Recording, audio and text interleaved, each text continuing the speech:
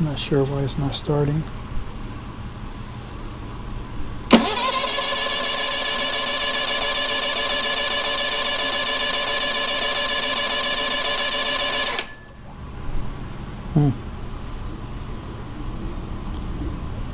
And I have to figure this out.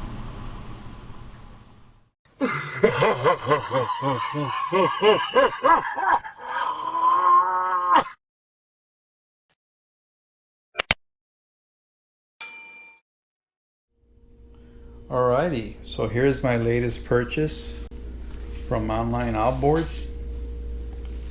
It is a MFS 20E, so it's an electric start, no power trim, no power tilt. Just wanted to show how well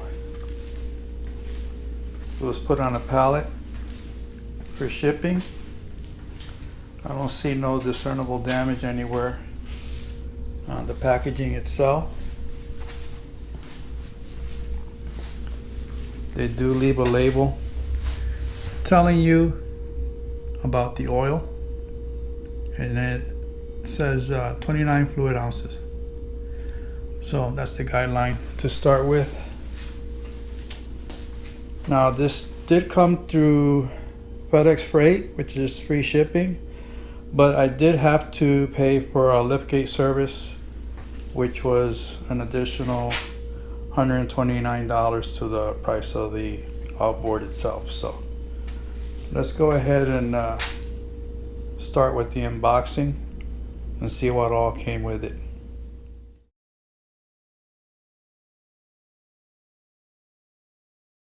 Okay, let's see if these cheapo dikes are gonna do anything here. Oh, there we go.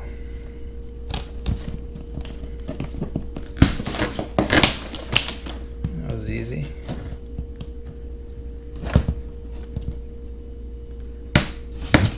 Okay, so for that one, it seems loose. Okay.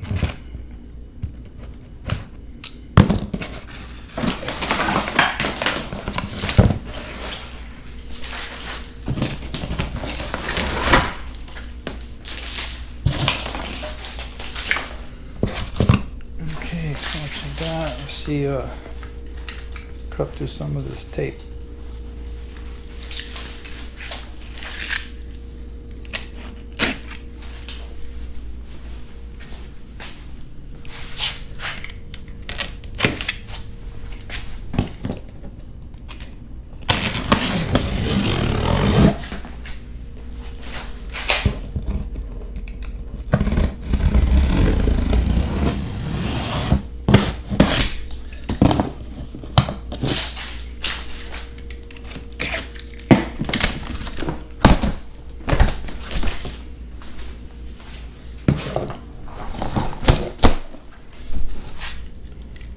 Oh, nice.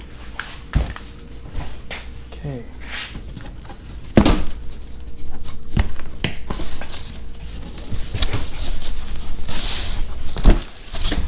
Okay.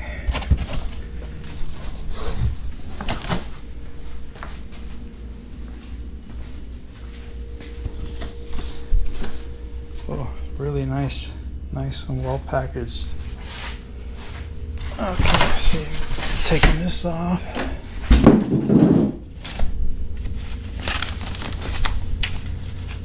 It's pretty.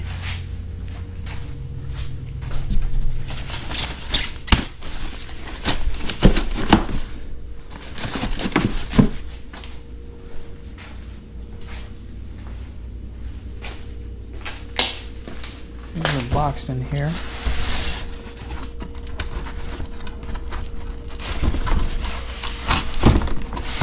Oh, I'll see if I can grab that with two hands. Alright. Seems like your basic tools. Instruction manual. Starting rope, I imagine. Okay.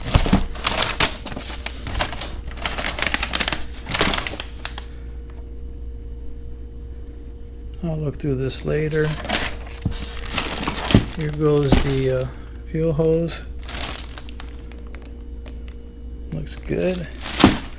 I'm imagining that this is the fuel tank. So let me see if I can cut that open. It's hard to do all this with one hand.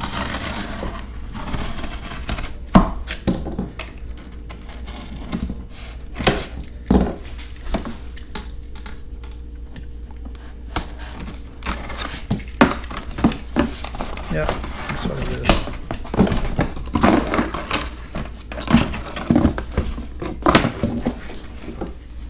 So that should be a 2-gallon fuel tank. Or I mean a 3-gallon, sorry. So let's see if I can get it out of here. Yep, here it is. Very nice. All right. I'm looking at some of the leads here. This is for your starter, I imagine. All right, so supposedly I believe this weighs 109 pounds. So yeah, we'll come back to seeing how I'm going to lift this out of here.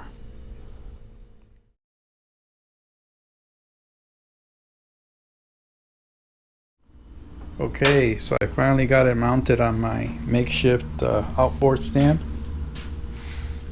Wasn't too bad with the help of the wifey. But this is a hand truck that I purchased on Facebook Marketplace. And it worked out really nice. It had to be specific where it had these 2 handles going straight up and out. So that way I can cut out a cross member that was here. Okay, I got the actual piece still here. This is it.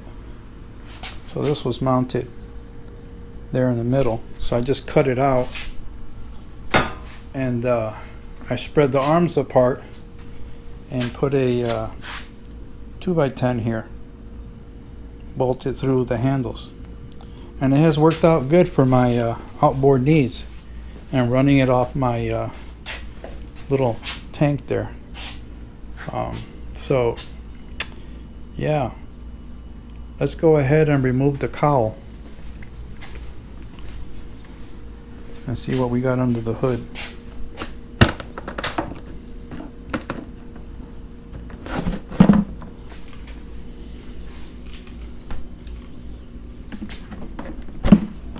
See if I can do this with one hand. There we go.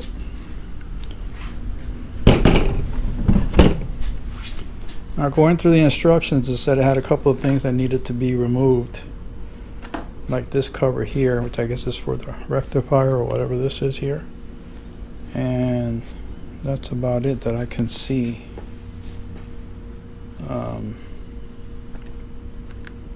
assuming this is the fuel pump here. This is where we're going to fill the oil. Here's your dipstick.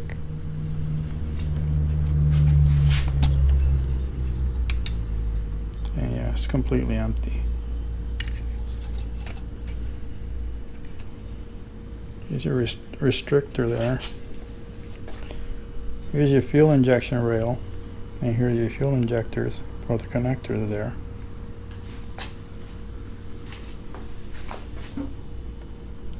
I'm not sure what this is.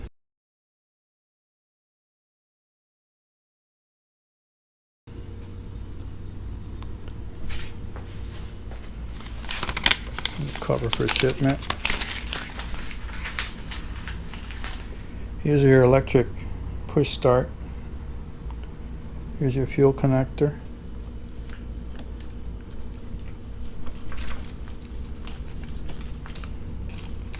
And that's your low oil light that'll come up anytime you got low oil. Let's see here. This here is your lever where you adjust the tightness as far as turning your motor. I'll leave it fully loose and you can see here. Swings pretty easy. Just lock that down for now. Of course, here's your shifter lever. Here goes your stop. If you fall out, this will pull out, shut the engine down. And of course, here's your throttle that you can swing away.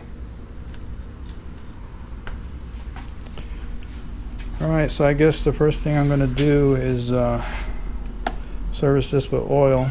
Oh, this is nice. It's got a lifting hook right here. Right, here goes your oil filter.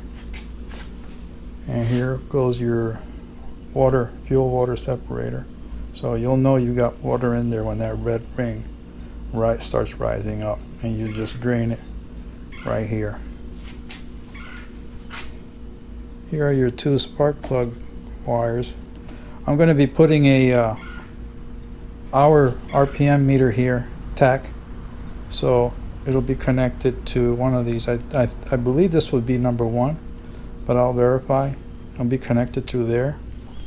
And from what I can tell, this is an opening right here, so I'll just run the cord for that tack meter right through here and run it up to the side and coil it onto the boot there, and then figure out where I'm going to mount the actual display. So actually, let me go get that tack now. So I went ahead and got my camera chest mount on, that way I could work with 2 hands. But here's the little electric tack meter, hour meter.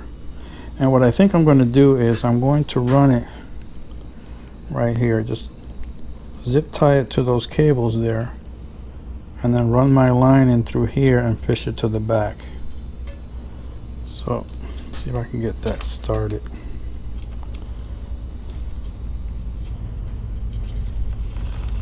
Here it is.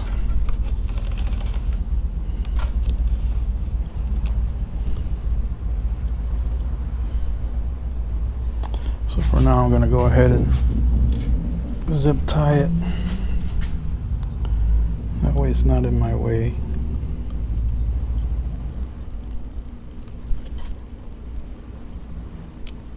I'll cut off those leads later once I get it exactly where I want it.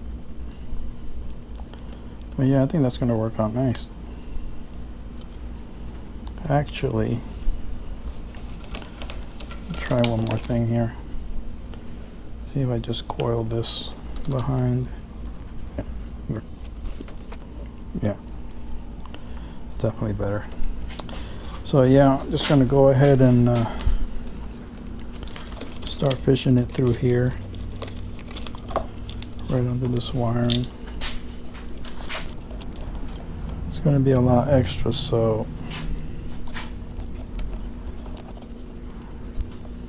I think I'm going to come up towards the top and then just coil around it.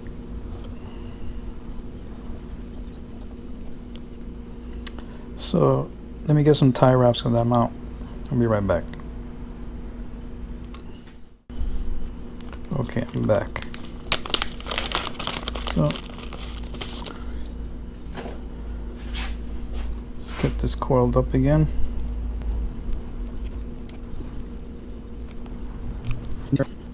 I'm just going to bundle it up. Now the reason I went up and over is because I didn't want it traveling by these coil wires in the wrong spot. I just wanted it to be specific right here towards the tip, so that's why I went ahead and did it like this. But everything's subject to change. For now, just to get this going, this will work. I'm going to zip this first before I zip it to the bundle, because it seems like it's alive and just wants to go all over the place. I wonder if this will come out. Maybe I could just put it through there, but nah, that's okay. I'll just make it all separate. Maybe I'll put another one right there, just for fun. Okay, So the other thing is, let's go ahead and remove this.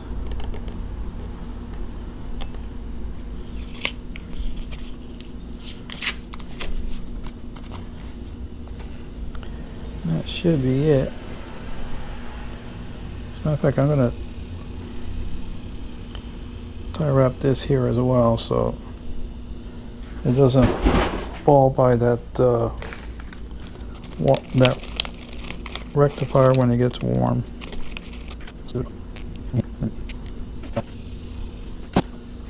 Okay, so and a little side note, this here is so you can plug in your garden hose to run the water if you don't want to use muffs and such. I did buy the little adapter for this, but for its first run I'm going to have it running in the tank. So alright, so let's go ahead and start the oil service.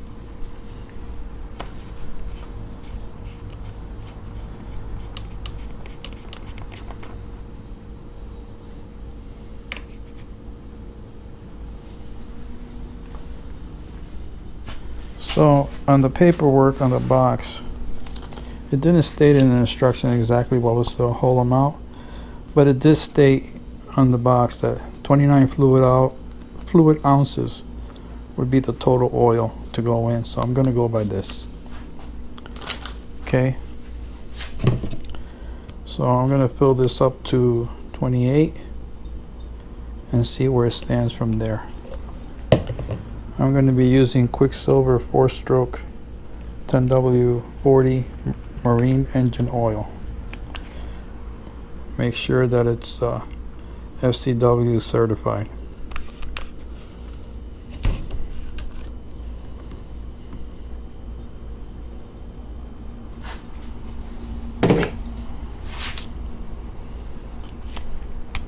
By the way, here's a little tool set that came with the motor and what's in it. Goes your little bag, your spark plug tool. Here goes the second one, and also I imagine for the nuts inside that may need to come out, and a pair of pliers. That's what you get. And of course here's your extra starting rope. But this little screwdriver is also a Phillips on the other end. So I just use this to get this cap off for now.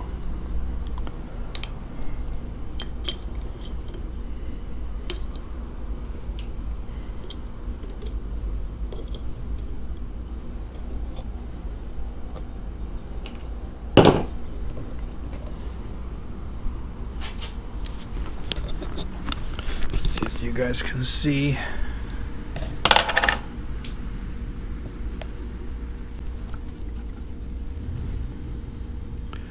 So there's 28, and this is 32 fluid ounce.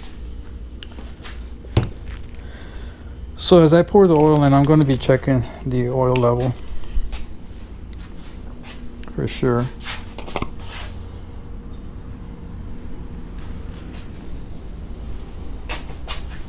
Let me get an oil rag.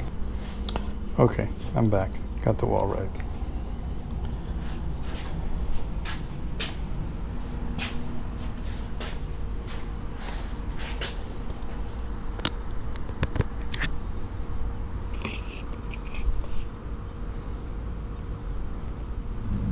I'm going to go halfway and kind of see where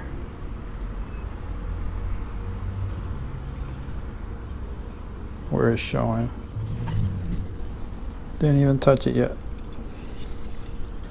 So let's keep going.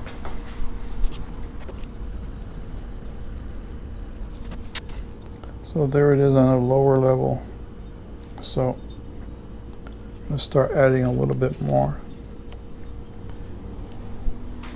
And this doesn't graduate any less, so I'm going to have to, the minimum it shows is 4 ounces, so this is where I have to be careful, because you don't want to overfill the oil.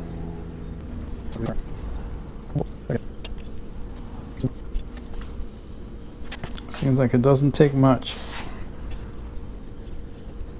So it's right here. So technically I can put a little more. So let's do that. I think that's probably going to do it.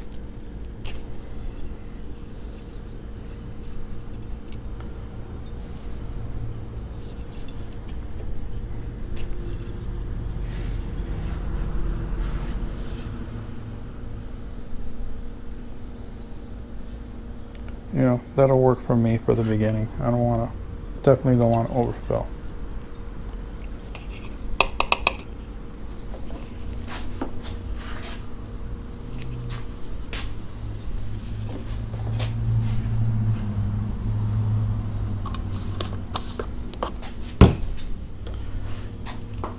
We'll get the cap back on.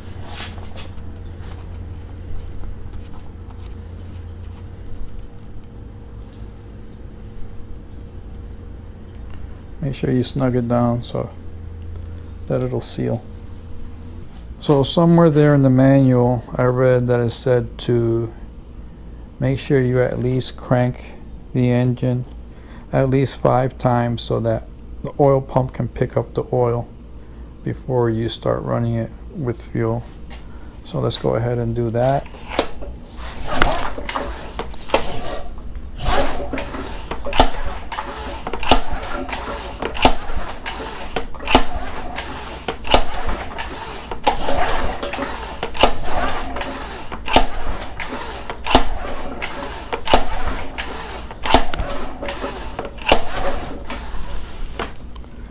So I think that should do it.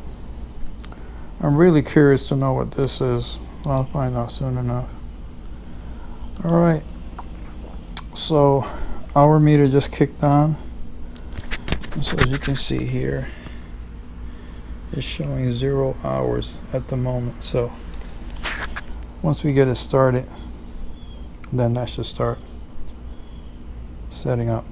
Okay, so let's get set up to run the tank.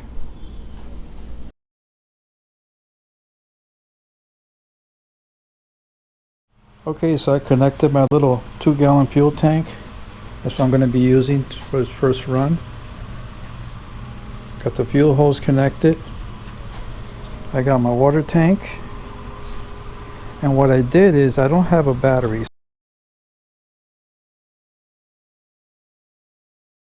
So what I did is I made a makeshift connection using a PVC tube and jumper cables. And I'm going to be using my wife's car to get that battery to kick that starter on.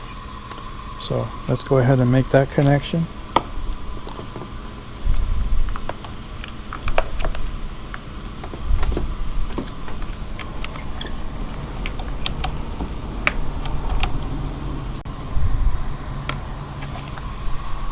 Okay, I've already pumped the fuel in.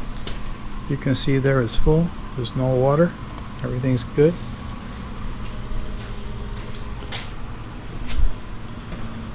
I do have it in neutral. So let's see what happens. I have it in the start position here on the handle. And this is on.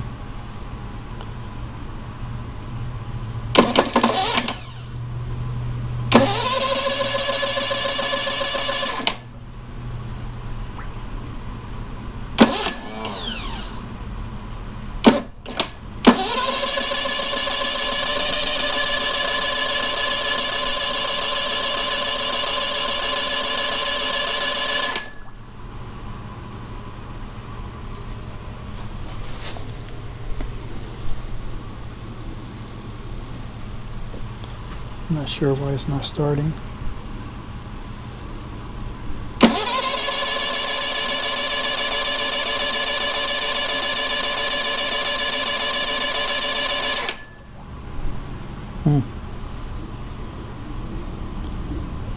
And I have to figure this out.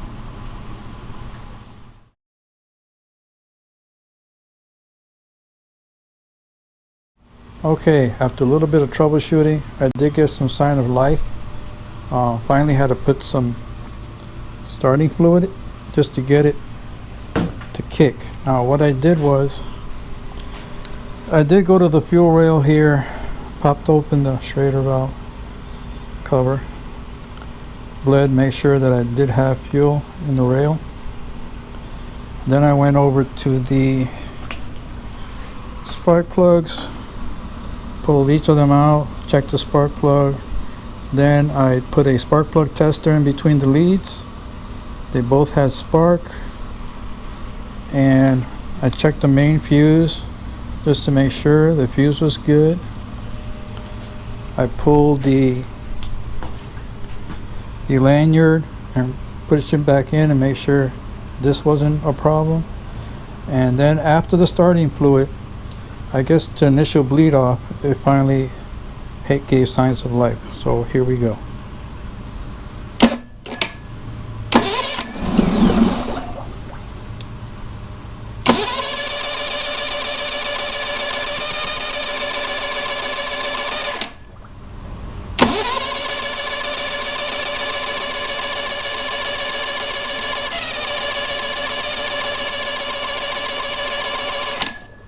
Nope. Okay, let's try again.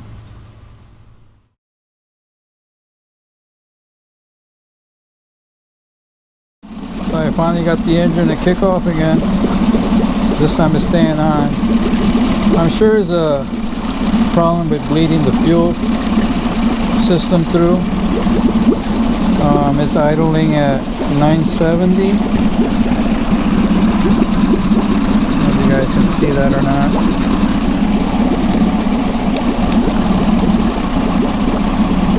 So I'm gonna let it idle here for a little while. See how it goes. Check back in a little bit. So it's been running now for about 20 minutes. I've started and stopped it several times to make sure everything is okay, and it is. Idling is pretty nice now. Not as rough as it was before. It's consistently idling between 960 and 970. Cleaning out the water just fine.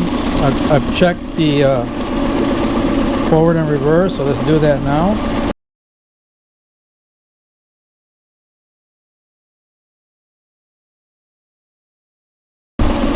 You can see.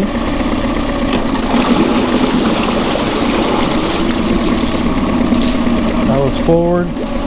This will be reverse.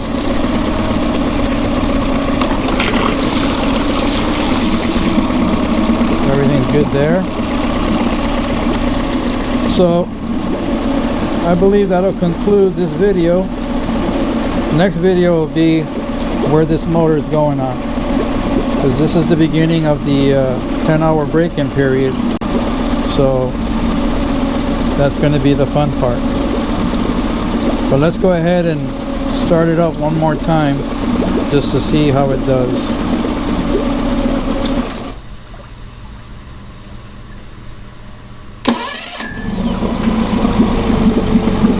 Nice.